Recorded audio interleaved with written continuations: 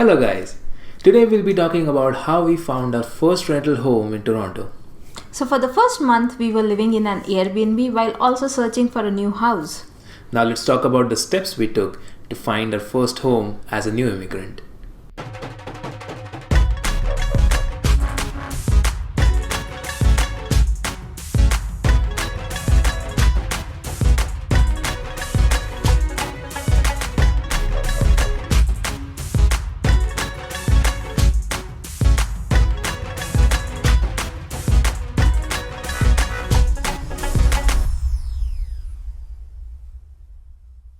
First is social insurance card/credit check. SIN is required to perform a credit check on you to make sure that you can make your payments on time. We both applied for our SIN numbers when we were in the US. I got mine delivered at the Atlanta address. But for me, it was different.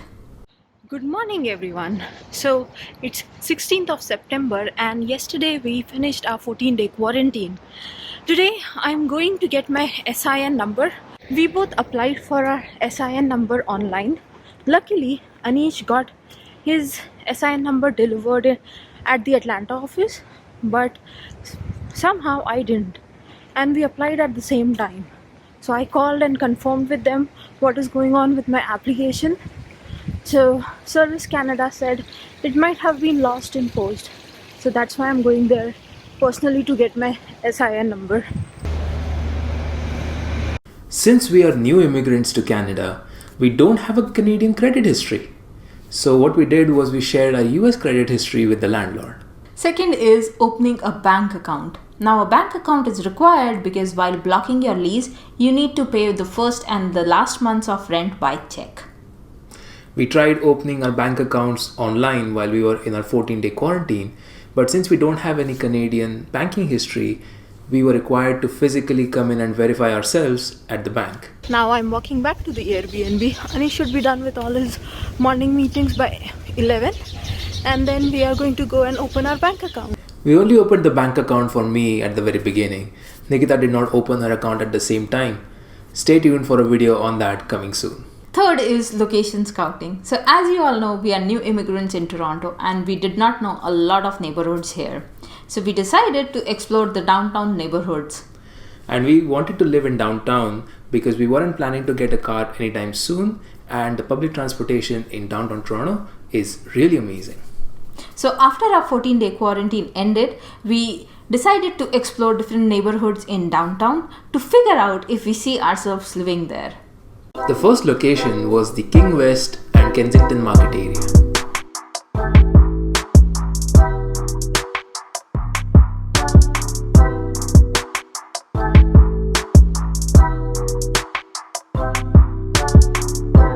We quickly realized Kensington Market was not for us. Second location was Harbourfront/Queens Quay. So this is Queens Quay area and I can see myself living here. There's a lot of outdoor space, so you can come out and have a walk. Although I don't know how useful it would be during snow. Yesterday we were walking through King Street and I can also see myself living there. King Street has a lot of places to eat and it has a similar vibe as the place where we live in Atlanta. If you have not, then go ahead and check out our Atlanta house, link in description below.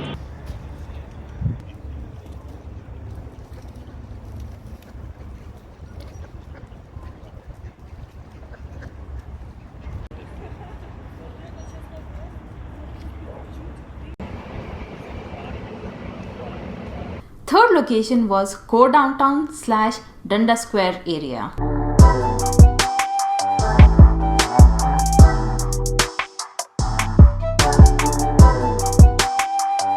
This street is giving me New York vibes and I can see myself living here.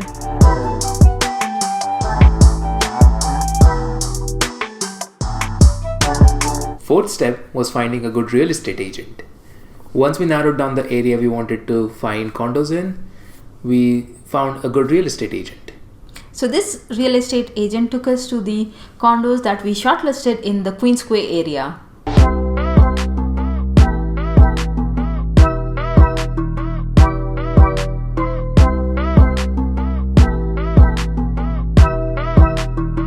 Although this condo had a really amazing view of the lakeshore, but it was really small and had a big pillar going through the living area. We also did not like the real estate agent too much.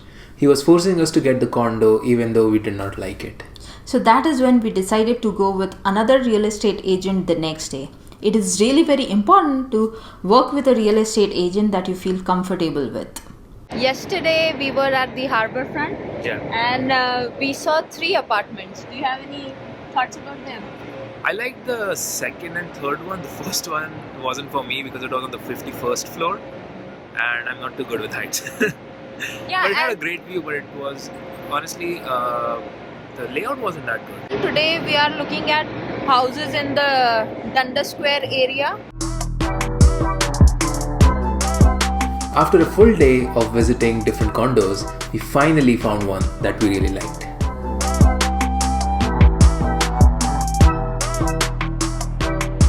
Fifth and the most important is locking the lease. So by law, the landlords cannot ask for any security deposit. The most they can do is ask for the first and the last month's rent. One mistake that we did when we moved to Canada was we did not carry any significant cash with us. We thought our US credit cards would work fine in Canada and we do not have any foreign transaction fee. So we thought we would be fine until we opened a bank account in Canada.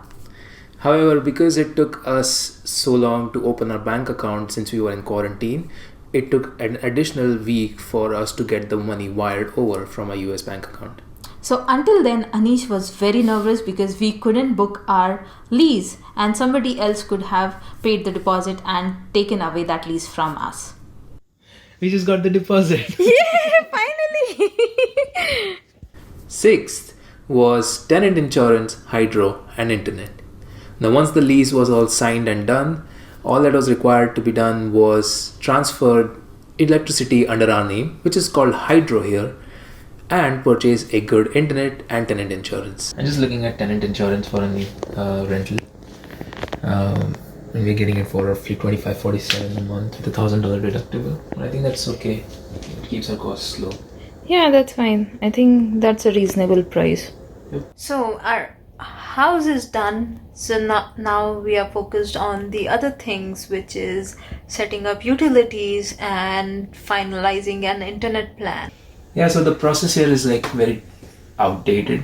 So you have to call the customer service so they can give you the exact forms to fill out. You have to send those forms over email so that then they can send you an account link to register, which roughly takes around 6 business days, but we only have about 2 remaining. So the pressure is not off right now.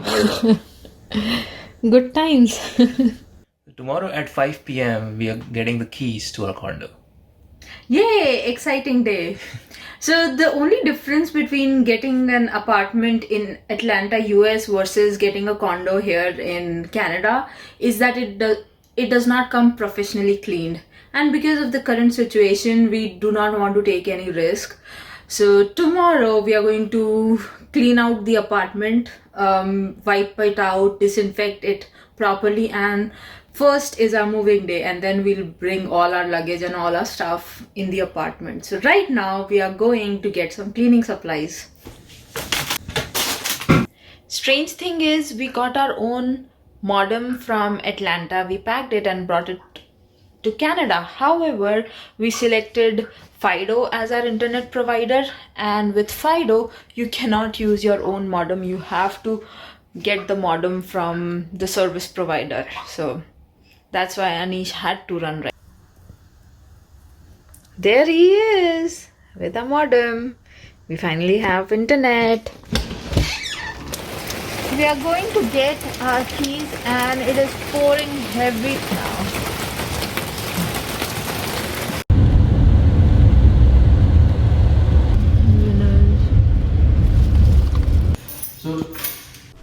And that's it. For the first month, we lived in an Airbnb to account for our 14-day quarantine, and the next 16 days was to find a new place to live in. While it was definitely hectic and we made some mistakes along the way, it's finally all good and we are living right now in our condo. So our next video is going to be how we moved into our condo and sanitized it during a pandemic to make sure that when we bring our belongings, it's all clean and we are safe. If you like this video, you know what you want to do. Click the like button, hit the subscribe button if you haven't subscribed already, and check out our other videos from our Moving to Canada series. Bye! Bye!